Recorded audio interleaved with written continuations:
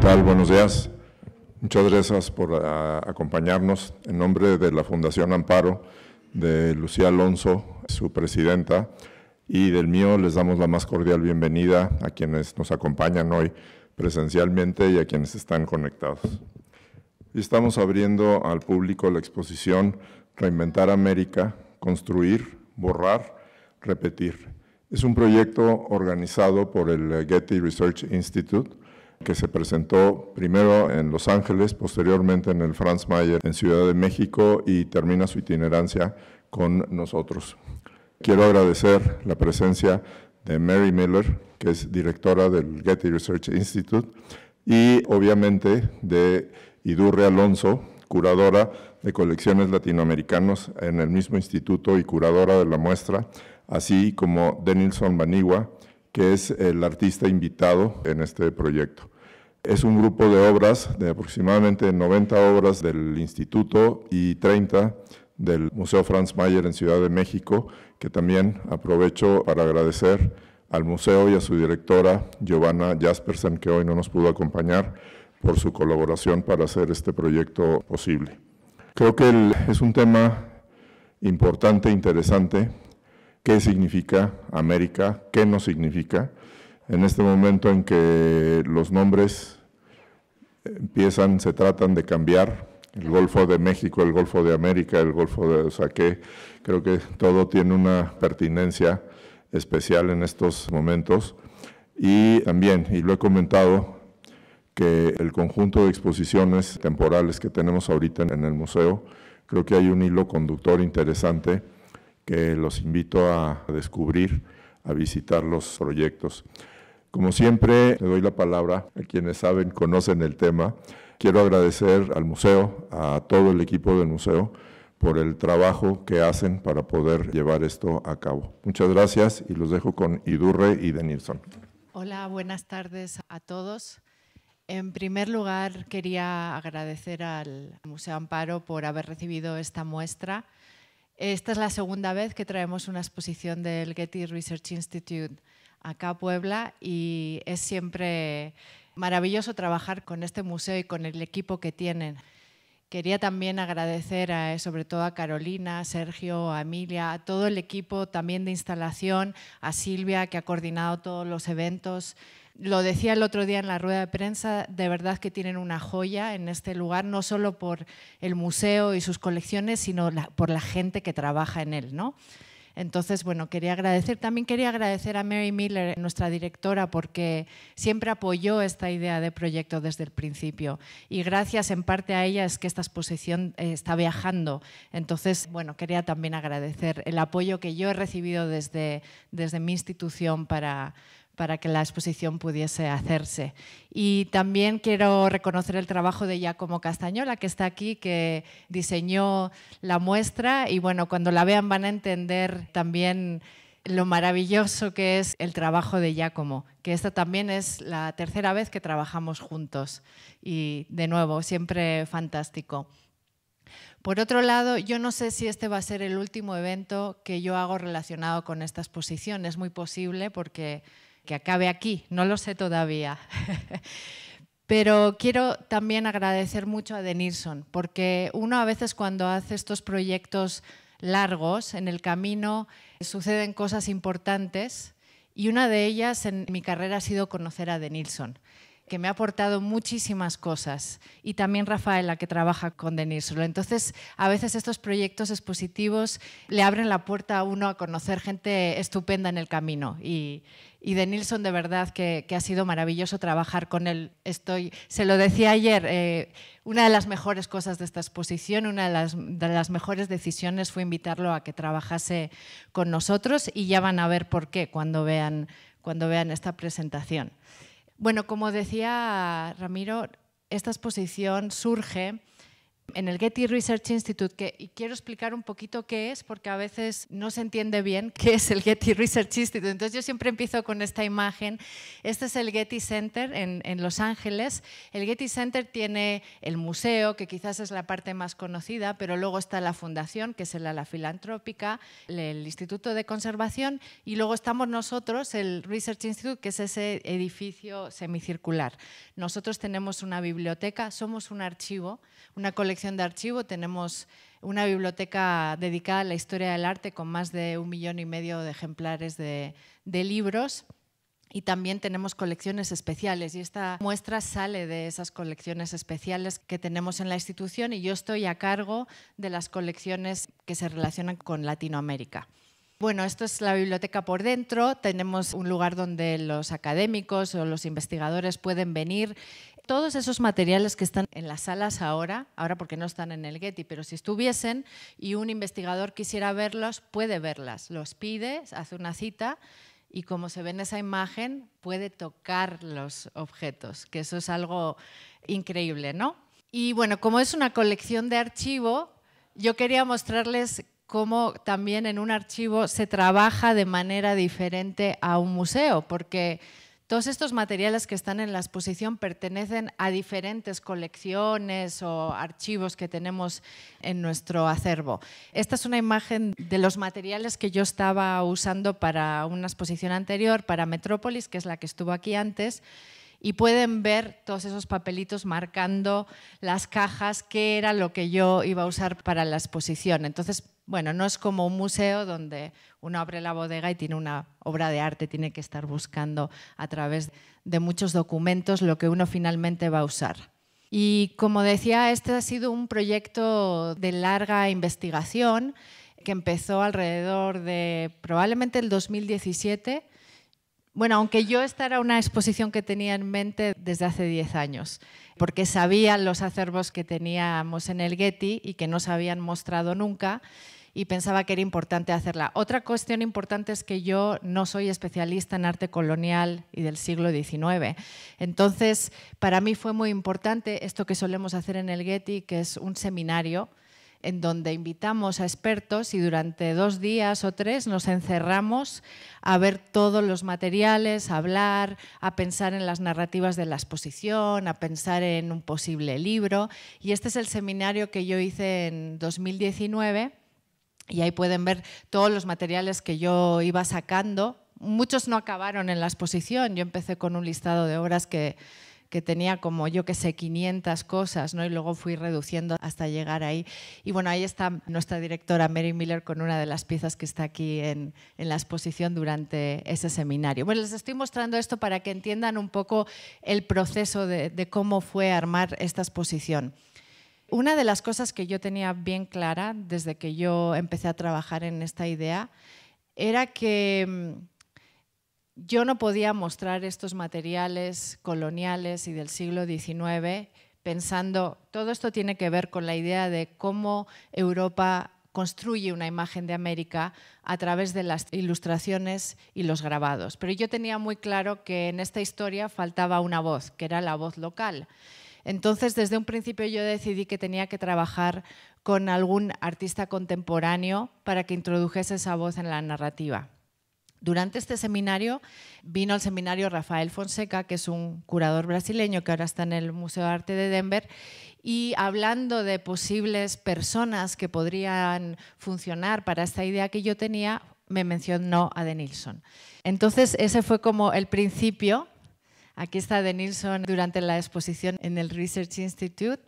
Después vamos a hablar de lo que hizo, pero lo que yo quería mostrarles es por qué yo decidí trabajar con Denilson, y es porque su trabajo ya anteriormente, antes de conocernos, ya venía trabajando con estos materiales que están en la muestra, ya venía trabajando con objetos de la época colonial y del siglo XIX, introduciéndose él también a través de su trabajo, introduciendo su voz dentro de estos trabajos en los que faltaba esa visión indígena, ¿no?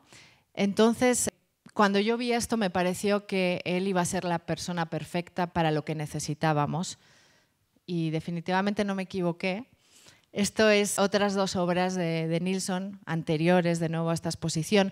Por ejemplo, la obra que está allí está en la muestra. O sea, él venía trabajando piezas del siglo XIX que están en nuestra exposición, que estaban en nuestro acervo.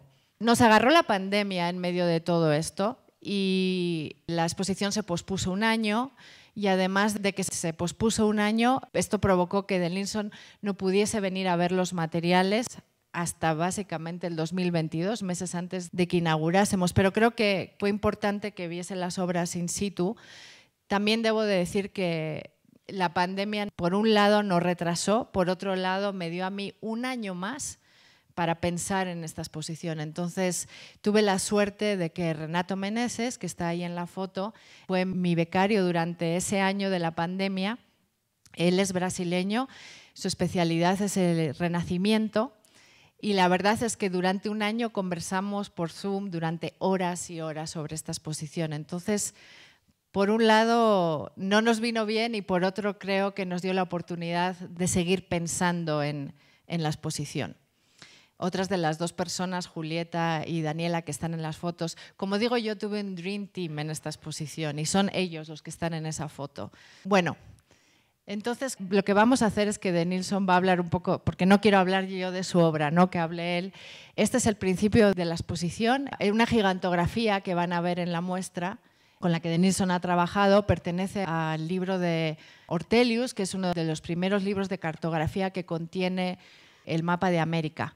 Bueno, de Nilsson va a hablar en portugués, va a hablar despacio. Si no le entienden, yo le puedo traducir, ¿ok? Ahí me avisan. Si no entienden, me hacen un gesto y yo traduzco. Vou tentar falar muito despacito para que todos entendam. Conto com a ajuda de Idurri para traduzir qualquer. Graças, Idurri, por a invitação, por tudo. Muito obrigado ao Museu Amparo por estar recebendo essa exposição nesse momento. Para mim é muito emocionante ver como todo o trabalho que fizemos para Los Angeles agora se caminha até aqui em Puebla. Então é muito feliz estar aqui. ¿Lo entienden? Sim? ¿Sí? Otra de las cosas que me trajo esta exposición es que empecé a ir a clases para aprender a hablar portugués. Bom, para mim é muito importante estar com a Idurri nesse projeto, porque foi uma possibilidade, algumas possibilidades para mim. A primeira é de que eu tive contato com materiais que eu só havia conhecido por livros ou por reproduções no Brasil. E isso, para mim, foi importante, poder ver de perto todo esse material. ¿Entendieron que fue importante poder ver estos materiales con los que él venía trabajando, verlos in situ? E, para além de ver esses materiais, consegui conversar com outras pessoas e entender o contexto desses materiais, mais do que eu já havia investigado. E ter contato com o material e com o contexto de qual foi feito esses materiais, os documentos gravados, textos, cartas, diários, foi importante para pensar qual a minha relação como artista, como uma pessoa de origem indígena, uma pessoa de origem brasileira. Porque muitos desses documentos, o meu primeiro contato foi na escola, com os professores, apresentando esses materiais para ensinar sobre a história do Brasil, a história das Américas. Então, a minha vida de artista começa a partir dessas memórias da escola, do momento em que eu entendi que essas memórias da escola não me representava enquanto uma pessoa indígena, ou não representava a ideia de história a partir da perspectiva indígena no Brasil. Então, fui investigar de onde eram essas imagens e por que essas imagens feitas no início da colonização duravam até agora. E por que essas imagens ainda são referências para ensinar sobre a história do Brasil e a história da América. E, desde então, comecei a pensar como reapresentar essas imagens, essas gravuras, esses documentos, de uma maneira em que provocassem as pessoas a repensar a importância dessas imagens, porque elas são importantes, porque elas são documentos históricos, mas talvez não nos represente dessa maneira. E uma das coisas que eu fui percebendo é que, ao longo dessa construção da história baseada em imagens, foi se apagando, foi se borrando a história indígena nesses territórios. Então, nomes no Brasil, por exemplo, o Brasil tem muitos nomes, dependendo de qual comunidade se conhece, como no México também. E Brasil não representa o nome Brasil não representa essas comunidades.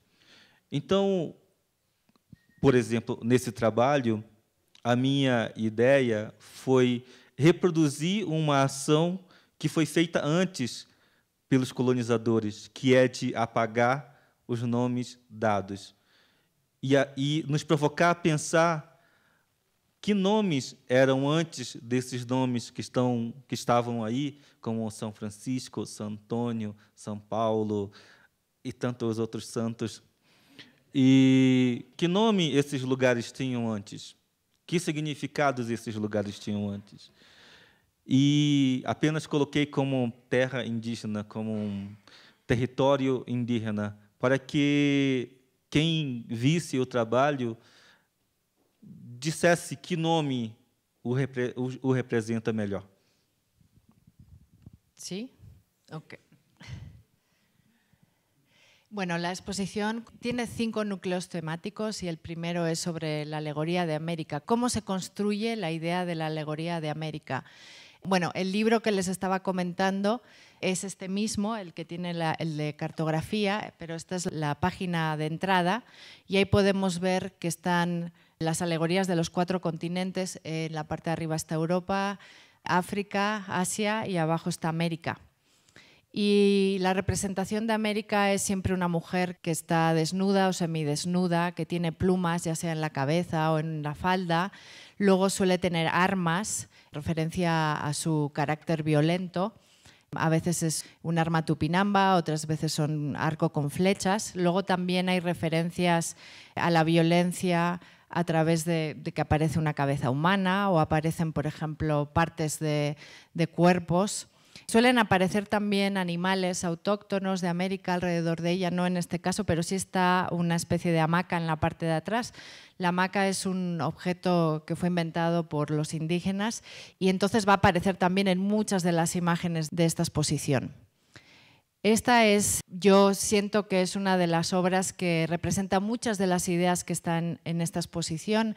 Es un grabado de Stradamus, que fue un grabador muy importante durante el Renacimiento, trabajó para los Medici, y en esta imagen lo que vemos es a Américo Vespucio llegando a América y está América sentada en la hamaca.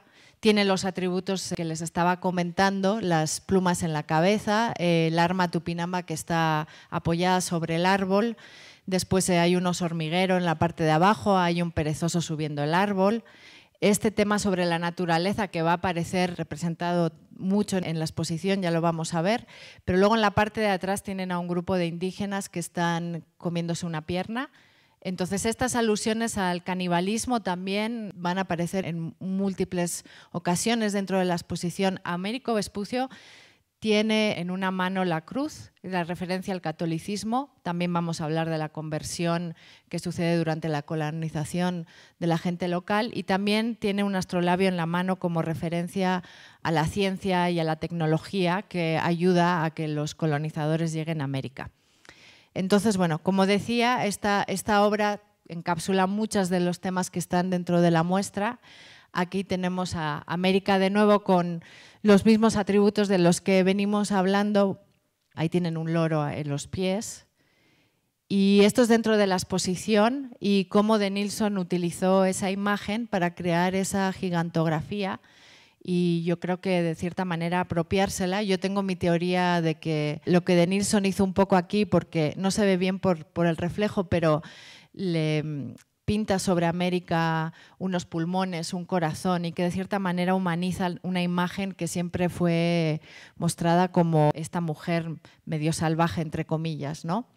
Y esta es la obra que les he mostrado antes, y aquí está la intervención que hizo Denilson sobre el libro. Entonces, como pueden ver, una de las cosas que Denilson hace es tapar ciertas partes de la imagen para que uno se centre en ver lo que él quiere que veamos, y aparte también cambia los títulos de las obras. Y otra cosa que van a ver a lo largo de la exposición es que él también interviene en las cédulas.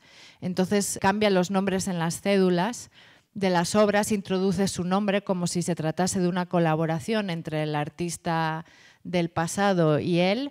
Y bueno, no sé si quieres hablar de esta pieza. Para este trabalho, fomos conversar com as pessoas de algumas áreas do museu, como de conservação, e entender que materiais poderíamos usar para intervir diretamente nos livros.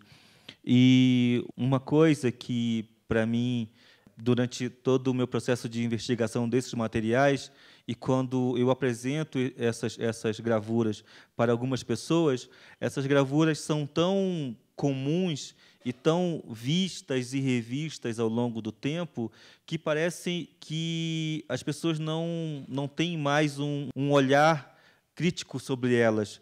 Parece uma imagem comum e que se passa como só se vê e não se nota o que está nessas gravuras. Então, a minha ideia foi sobrepor partes das gravuras e deixar algumas partes expostas, para que as pessoas olhem com outro olhar essa gravura, para que as pessoas não passem rapidamente sobre ela, para que parem, olhem e falem o que aconteceu, o que está acontecendo aqui, por que essa parte está tapada, por que esta está visível. Então, é como chamar a atenção de novo para esse material, para que se pense criticamente sobre ela. E, da mesma maneira, a intervenção no título também é uma maneira de chamar a atenção do público para que pense sobre essa imagem, mesmo que essa pessoa já tenha visto a mesma imagem milhões de vezes, na escola, em museus, em qualquer outro lugar. E também pensar sobre colonização, o nome como precisamos de uma grande terapia global ou comunitária, como uma ideia de que se necessitamos fazer terapia para curar nossos traumas, que trauma maior senão um trauma colonial que atinge a todos de uma maneira muito maior do que individualmente, não? Que atinge o nosso reconhecimento enquanto identidade, enquanto cultura, enquanto povo. Então, o trabalho é como uma provocação para que se pare, olhe com mais cuidado essas gravuras e se pense que resultados eles trouxeram para nós e para o desejo colonial dessas gravuras. Bueno, dentro de esta sección también hay referencias a la imprenta, porque la imprenta se inventa 40 años antes de la llegada de los españoles a América. Entonces también hay que entender cómo la llegada de la imprenta pues da pie a que se produzcan estas imágenes y estos libros, se difundan de manera de que se hacen miles de libros. Y aparte hay una producción de libros sobre América realmente enorme justo después de la llegada de los españoles.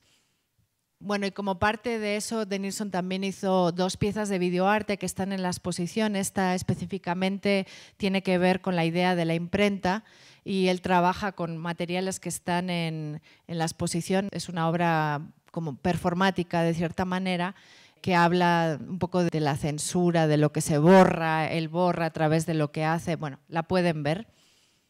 Esta es otra sección de la exposición que se titula Construyendo el arquetipo local. Entonces pasamos después de ver cuál es la construcción de la alegoría de América, cómo se construye la imagen de la gente local, Y esa imagen es muy parecida a la de la alegoría de América. Se representa a la gente local desnuda, semidesnuda, con plumas, con los mismos atributos que la alegoría de América, a veces con frutas. Ahí vemos la piña, ahí vemos la maca.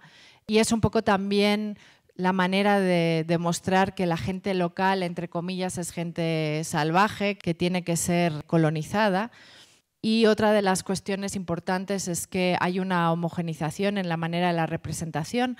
Dentro de la exposición van a haber representaciones de gente indígena desde la Patagonia hasta California y desde el siglo XVI hasta el siglo XVIII, y constantemente vimos la misma repetición de imágenes. Entonces no hay un interés tampoco por representar cómo son diferentes estas comunidades, porque todos sabemos ahora que estas comunidades eran diferentes dependiendo en qué lugar estaban. Otra cuestión dentro de esta representación local es representarlos como en momentos de idolatría, ¿no? Entonces vamos a ver muchas imágenes de la gente local adorando al diablo. En este caso es una supuesta representación de Huitzilopochtli, y en el caso de México suele haber también muchas alusiones a cómo mataba la gente prehispánica a la gente. Y entonces en la imagen que vemos del mapa de Tenochtitlan, que este es el libro más antiguo que tenemos en la colección, que es la segunda carta de relación de Hernán Cortés, pero esta es la edición de Nuremberg de 1524, que contiene la primera imagen de Tenochtitlan realizada por europeos. Entonces, los sacrificios humanos aparecen desde el principio como parte central en esa representación, que cuando uno ve la representación de Tenochtitlan, en el centro aparecen dos figuras sin cabeza. Y el canibalismo, como les decía, Américo Vespucio, cuando escribe sobre su llegada a América, él va a Brasil. En sus narrativas después cuenta cómo varios grupos indígenas de Brasil practican canibalismo, y eso produce una gran fascinación en Europa, y después lo que eso genera es que se aplique la idea de que el canibalismo se practica por todas las comunidades indígenas a lo largo del continente. Entonces, por eso van a aparecer tantas imágenes con esa referencia. De todas formas, bueno, sabemos que Cristóbal Colón también hace referencias al tema del canibalismo. Otra sección de la exposición es Maravillas de la Naturaleza. Por supuesto que va a haber mucho interés en las plantas y en los animales que no se conocían. Y por un lado se van a representar de manera fantástica muchos de los animales de América, porque aquí hay una cuestión: la mayoría de los artistas que estamos viendo en esta exposición nunca estuvieron en América. Entonces, por eso la exposición también se llama Reinventar América, porque cuando uno lee las crónicas, o por ejemplo, al principio de la exposición tienen un audio de la primera carta de Colón, en el que él está ya hablando de cómo los ríos están llenos de oro. Entonces, uno entiende que ya las crónicas son una idea fantástica de lo que es América. Y luego tenemos a los artistas basándose en crónicas fantásticas, también generando obras como estas que vemos aquí, que, bueno, que son animales que obviamente nunca existieron. Pero también tenemos obras que son más científicas, que se producen en este momento. Por ejemplo, el trabajo de María Sibila Merian. Esta es una de las joyas que tenemos en nuestra colección. Bueno, muchas de las obras que están aquí son joyas, pero esta es una de nuestras favoritas. María Sibila Merian fue una científica que viajó a Surinam. Ella estaba interesada en estudiar las mariposas. Y bueno, solo hay 2 obras en la exposición realizadas por mujeres, y también imagínense lo que es viajar en el siglo XVIII siendo una mujer sola a Surinam a hacer trabajo científico. El libro es realmente una maravilla en cuanto a sus láminas. Después, otro libro que creo que es muy importante en esta exposición es el que está allí, el de Francisco Hernández, que fue el médico de Felipe II, y que fue enviado a México a estudiar plantas medicinales. Pasó 7 años en México. Lo importante del libro es que los nombres de las plantas están en náhuatl, que las ilustraciones parecen tener mano indígena, y por lo tanto también muestra este libro cómo el conocimiento indígena pasa durante la época colonial hacia Europa, ¿no? Esta es otra obra que Denilson trabajó. Se trata de una historia natural de Brasil. Se producen muchas historias naturales que son como enciclopedias en donde se explica las plantas y los libros. Y nuevamente Denilson lo que hace es tapar ciertas partes del libro para que uno se fije. Además, esta es una pieza que es muy barroca, ¿no? Que contiene muchos elementos. Yo pienso que no sé, Denison, me parece que lo que él hace es que uno se fije en el centro de la imagen, que lo que muestra es idolatría, los indígenas bailando. Y también, bueno, es una representación de una pareja indígena como si fuesen Adán y Eva en el paraíso.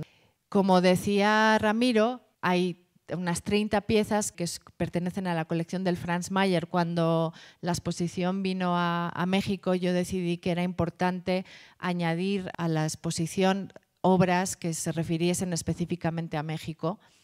Esta es una serie de obras que está en esta sección porque tiene que ver con el chocolate. Tenemos unos grabados sobre el chocolate y bueno, la petaca chocolatera para llevar el cacao y los diferentes elementos para tomar el chocolate que se producen en este momento.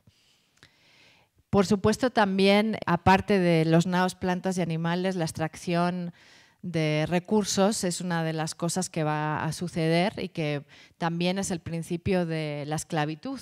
Entonces, por ejemplo, aquí tiene una imagen de las minas de Potosí que, como saben, en cuestión de pocas décadas fueron acabadas, pero además se usó esclavos indígenas para extraer el material, y la otra imagen representa unas personas cortando un árbol en Brasil, y se trata de un árbol muy importante en Brasil pero que ahora está casi en extinción. Entonces también hay que pensar cómo la extracción de materiales y de productos desde época colonial ocasiona problemas que tenemos hoy en día.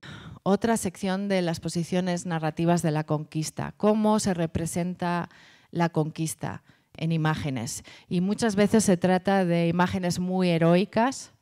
Y bueno, me quiero parar aquí un momento para hablar de Théodore de Bry, porque Théodore de Bry y su familia producen libros, tienen un taller muy importante de grabados, y ellos lo que hacen es que hacen compilaciones de las crónicas. Entonces producen una serie de libros en donde lo que van a hacer es generar muchas ilustraciones, alrededor de 600 nuevas ilustraciones para ilustrar las crónicas. Son ilustraciones maravillosas en cuanto a cómo están hechas, y lo que va a suceder es que van a ser copiadas durante siglos y siglos. Hasta el día de hoy, algunas de estas imágenes aparecen en libros de texto en la escuela, pero también es importante entender cuál es el contexto de cómo se generan estas imágenes, porque en la exposición vemos muchas imágenes que muestran las cosas horrorosas que hicieron los españoles en América. Este, por ejemplo, es un grabado de Bry, pero que muestra cómo Vasco Núñez de Balboa echa a los perros a los indígenas para que se los coman vivos. Y hay que entender estas imágenes desde el contexto europeo de las guerras de religión. No se trata de que Théodore de Bry estaba mostrando imágenes porque estaba alegando a favor de los indígenas, sino era una cuestión de hablar mal de España y del catolicismo, ¿no? Entonces, de ahí vienen este tipo de imágenes, y esta es otra obra que Denison trabajó, en este caso de forma diferente, porque puso otra imagen encima. Também nessa imagem é pouco de deixar pouco visível a gravura e sobrepor uma intervenção. Então, da mesma maneira como essas gravuras mostram pessoas de América como selvagens e violentos, quase que como animais selvagens também, nesse trabalho tento transformar esses colonizadores em representações também de animais, como de cachorros, de perros, ou também de como outros perros da cultura pop atual, como tem algo que lembra Disney, como está sempre uma luta de poder, de narrativa. También tenemos, por ejemplo, este grabado que está en una edición de Fray Bartolomé de las Casas, que, como saben, fue uno de los primeros en hablar sobre las barbaridades que estaba aconteciendo en América. Y bueno, este es un libro que se produce posteriormente con ilustraciones y que de Bry decide ilustrar por lo mismo que les he dicho, porque era perfecto para poder hablar de la barbarie de los españoles en América, del catolicismo. Aparte de eso, también hay otras piezas que muestran los personajes históricos importantes que trataron de luchar contra la colonización, como puede ser Moctezuma o como puede ser Quanambeck, que fue un líder indígena en Brasil, que quizás es menos conocido para nosotros, pero que fue muy importante porque él trabajó para unir a las comunidades indígenas a luchar contra la colonización. Y este es un trabajo que ha hecho Denilson con esa obra en la que uno agarra el iPad, lo pone encima del libro y Quanambeck aparece hablando y le dice a uno que América es una ficción colonial y que está en territorio ocupado. No sé si quieres decir algo, ¿no? Y la exposición termina con una sección sobre los viajeros europeos que fueron a América en el siglo XIX. Por supuesto, empieza con Humboldt, que es uno de los principales viajeros, que pasó 5 años viajando por diferentes países de América. Y lo que vamos a ver en este momento es que las representaciones de lo local van a ser más científicas, más reales, pero sin embargo problemáticas igualmente, porque lo que vemos es que las personas locales se representan como objetos de estudio científico, ¿no? Esta es una serie de grabados de Rugendas, que es otro viajero alemán que viaja por diferentes países de Sudamérica, y esta serie tiene que ver con Brasil. Pero bueno, tenemos otras obras dentro de la exposición de Perú, de Colombia, y otras de las diferencias que vamos a ver en este momento es el interés por los sitios arqueológicos prehispánicos. Empezamos a ver varios viajeros, como puede ser Catherwood. También Humboldt se interesa por los temas prehispánicos y porque también este es el principio de la arqueología. Otra diferencia con lo que había pasado anteriormente es que algunos de estos viajeros van a ser críticos con la esclavitud. Por ejemplo, Rugendas tiene dentro de sus grabados algunas piezas que tienen que ver con el tema de la esclavitud. Y las otras 2 imágenes que ven ahí son 2 ilustraciones de William Blake para un libro de Stedman, que fue un viajero que estuvo en Surinam. Entonces, bueno, empezamos a ver también voces críticas y algo que no habíamos visto tanto en la época anterior. Finalmente, la exposición termina con 2 piezas que ha realizado Denilson. Una es un gabinete de curiosidades desde su perspectiva, que bueno, ahora les va a hablar Denilson de eso. Aquí tienen varios de los objetos del gabinete de curiosidades, son diferentes objetos que él se trajo de la zona del Amazonas. Y bueno, la información que ven ahí es falsa. Nosotros nos inventamos las cédulas para que los objetos pareciese que eran antiguos y que venían de museos de Europa que no existen. Esse é jogo, uma broma com a construção desses gabinetes de curiosidade que foram recolhidos ao longo do mundo, nas Américas, na Índia, na África, na Ásia, e foram construídos esses lugares na Europa em que mostravam a cultura ou as pessoas ou a natureza desses lugares. E nunca eram, de fato, com o objetivo de mostrar a realidade desses lugares, mas de mostrar algo excêntrico ou algo como para causar espanto, coisas assim. E, da mesma maneira, as cédulas, as informações sobre esses materiais eram como para chocar, para causar algum escândalo nas pessoas que vissem isso. E, para mim, inclusive, quando pensamos no gabinete de curiosidades para a exposição, para mim era algo que estava muito ligado ao passado, ao como a Europa contava a história dos territórios. E, para meu espanto, eu fui há 1 ano para Portugal e fui a um museu da universidade e haviam remontado um gabinete de curiosidades com uma frase que dizia: remontamos este gabinete de curiosidade para lembrar a época do século 17 ou 18, não lembro. E eu fiquei como assim? Esse ano temos um gabinete de curiosidade e ainda com um orgulho disso. E eram as mesmas coisas que tinham realmente no gabinete de curiosidade antigo, como cabeças humanas, animais com 3 ou 5 patas. Eu fiquei assim, como assim? Mas estou contando isso porque para mim foi um choque que ainda temos um lugar assim com visitação e numa universidade, o que me chocou mais ainda. Mas esse gabinete, eu recolhi peças que são comuns, cotidianas, indígenas, como muñecos de niños, como este instrumento musical, e montei um gabinete para que fosse um jogo entre a obra e o público, que se vê mais afastado, parece que são só apenas objetos.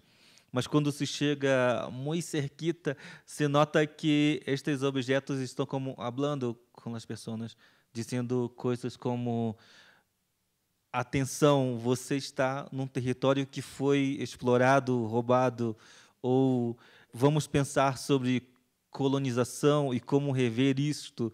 Então, são como objetos que têm sua própria voz e que é necessário que se chegue de novo perto e observe com cuidado isto.